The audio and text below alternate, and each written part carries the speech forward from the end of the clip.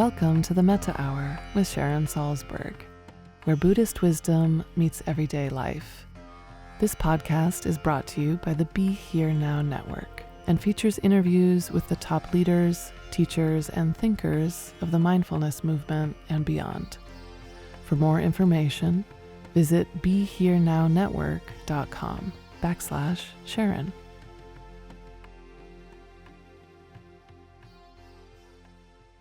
I've been contemplating just sort of the nature of time these days, which is so strange, isn't it? And it reminded me of many years ago. I went to Taiwan. I was visiting a meditation teacher of mine who was quite elderly and had never been in great health. And we went to see him in the city. And he seemed especially frail, and my heart just sank. I felt very close to him. It was a very meaningful relationship. And he also told us when we got to see him in Taipei that he was moving to the countryside and that in a couple of days we should find him there and visit him there. So that day came, and there was a whole group of us. We were standing outside of this hotel, holding like fruit and flowers and things that we wanted to give him. And I just felt so sad. And I thought, wow, I may just see him one more time. And that's so devastating. That's so terrible. And then we each got into these different cabs, and every single cab got lost and we couldn't find where he was. And then I started thinking, if I could only see him one more time, that would be like the best thing in the world. And actually, we did find him, and he recovered, and I saw him many, many more times. But of course, I didn't know that then. And I often think about that change, like what seemed like time, it was never going to be enough time. And suddenly it seemed like the most precious gift that could possibly be given to me. And I kind of find myself in that state now, and it points me to the recognition that I really do believe that how we relate to what is happening is also important. What is happening is very significant, and there's tremendous stress and tremendous pressure and tremendous uncertainty. But we also have a kind of power in terms of how we relate to it, and that makes a difference. So for me, of course, just given my background, so much of that ability to relate differently comes from all my practice of meditation. And I think even if you're brand new to it, it doesn't matter, because it provides a certain kind of tool that in no way denies the gravity of actually what might be going on, but also points us to what we can affect. So much of what people feel these days is how out of control everything is. And yet we have a sphere of influence. I don't know if I'd say control, but we have a sphere of influence for sure in terms of remembering our deeper values, or remembering to pause and step back and take a breath and not rush into some kind of rash decision, or, whatever it might be. Remembering that everyone's going through a tough time and that lashing out is not going to further a relationship and things like that. And we can access all that wisdom and heartfelt caring, but we usually need to pause. We need to step back from just the kind of general craziness that we can get involved in. So in terms of the meditation, remember there are certain skills that we develop. One is just centering. It's being able to step back, remembering to breathe.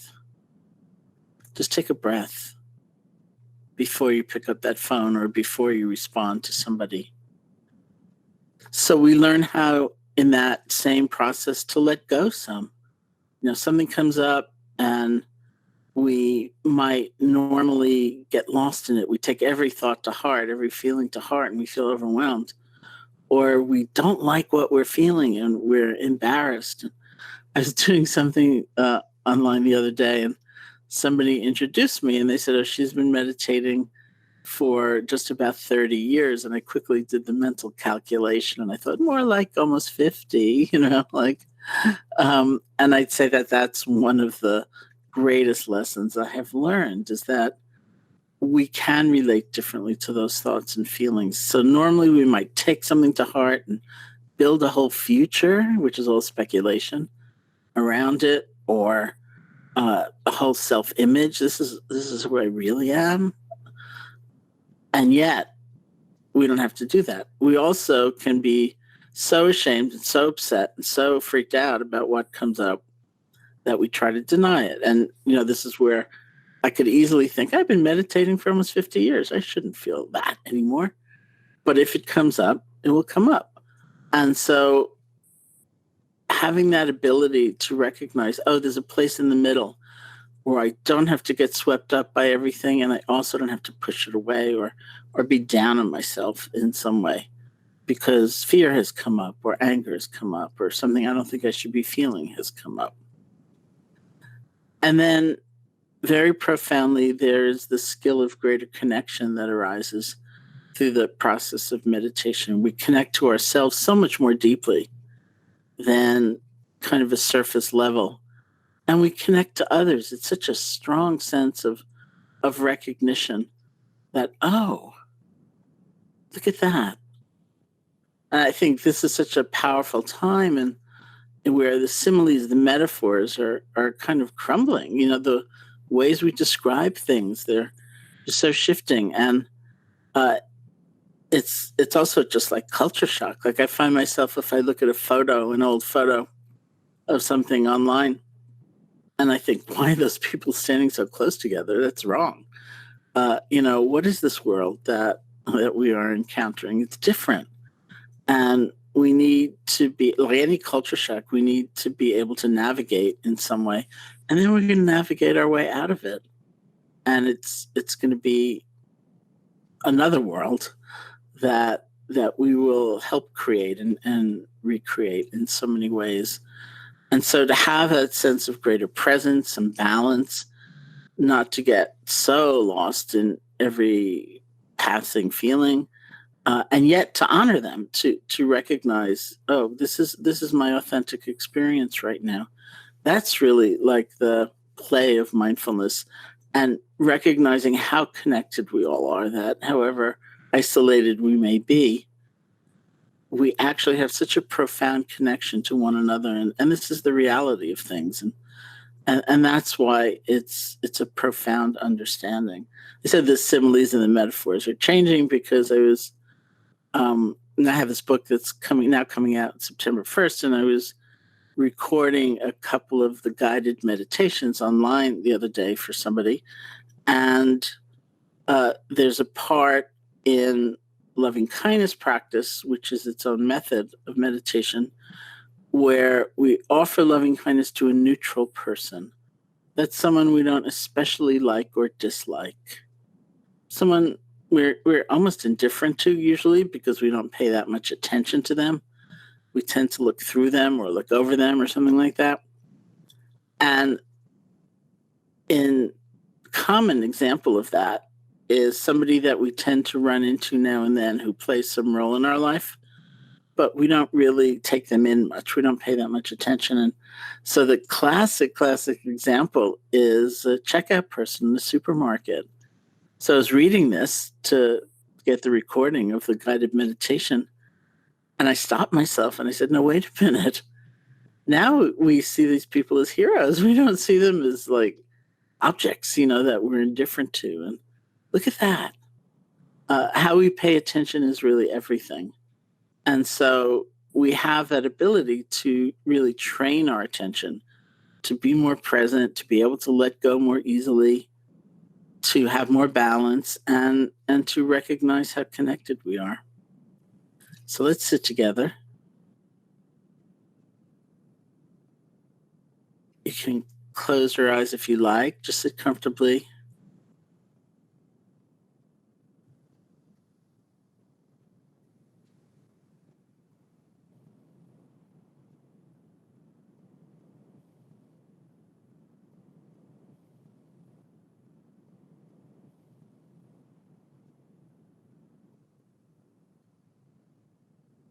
See if you can find the place where your breath is strongest for you or clearest for you. Just the normal, natural breath. That could be at the nostrils, could be at the chest, could be at the abdomen.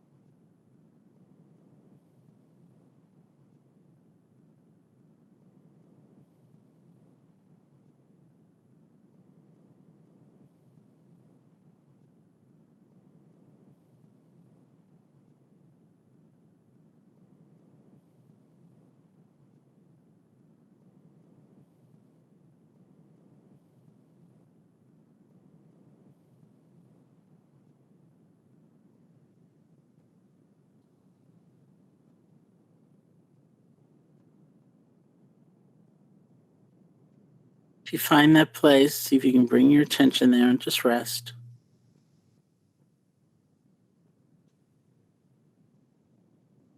See if you can feel one breath.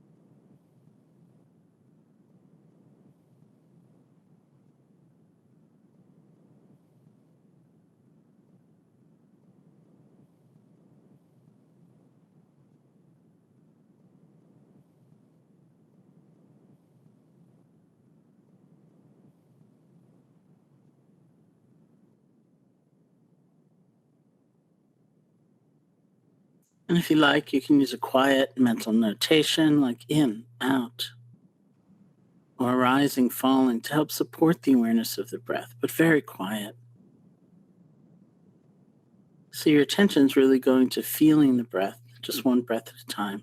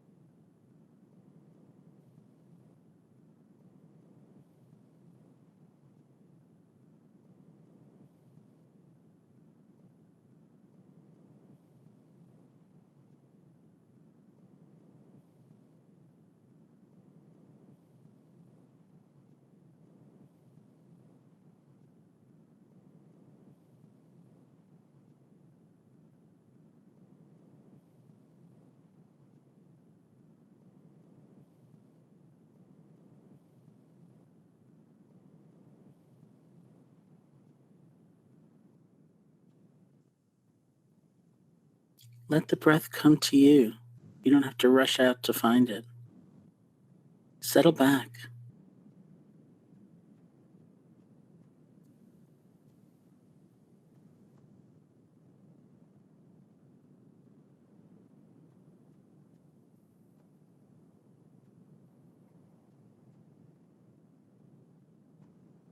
And if images or sounds or sensations or emotions should arise, but they're not very strong, you can stay connected to the feeling of the breath. Just let them flow on by. You're breathing.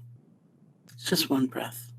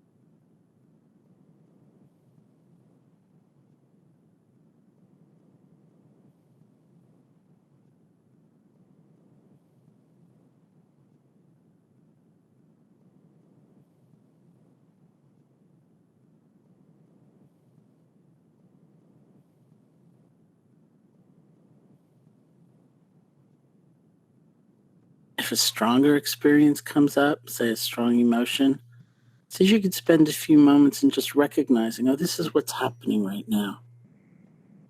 Might help if you can just name it. It's joy, it's sorrow, whatever it is. You can recognize it. See if you can let go. Bring your attention back to the feeling of the breath.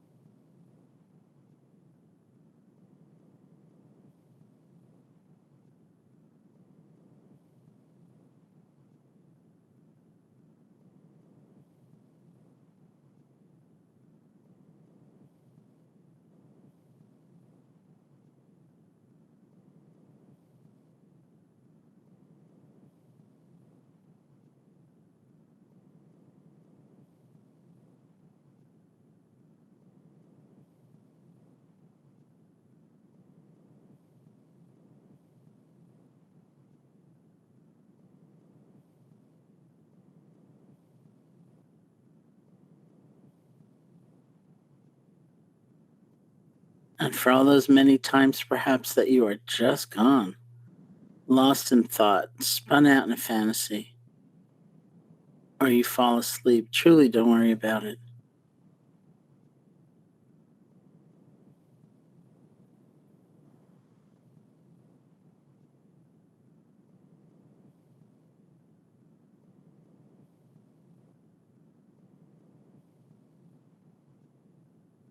We say the most important moment is the next moment after you've been gone. You have the chance to let go. You have the chance to begin again. Just see if you can gently let go and bring your attention back to the feeling of the breath.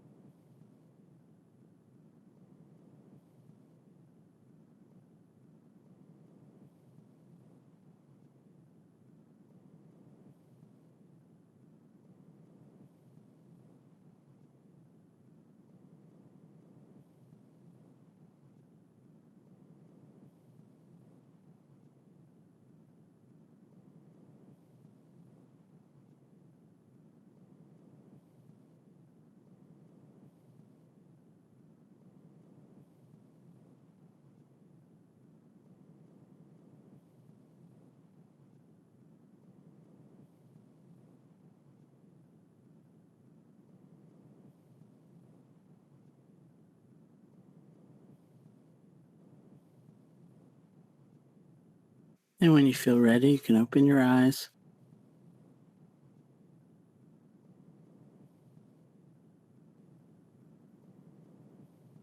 And thank you for that. I, like all of us, can have the kind of habitual conditioning. Uh, I want things to happen quicker. I want instant gratification. I want um, to see exactly how things are going to unfold. And yet I know patience isn't just like endurance and gritting your teeth and trying to get through in some kind of muscular way. I think of it as very different than that, which is getting impatient perhaps, because I always think about beginning again, and then settling back into this is how things are right now.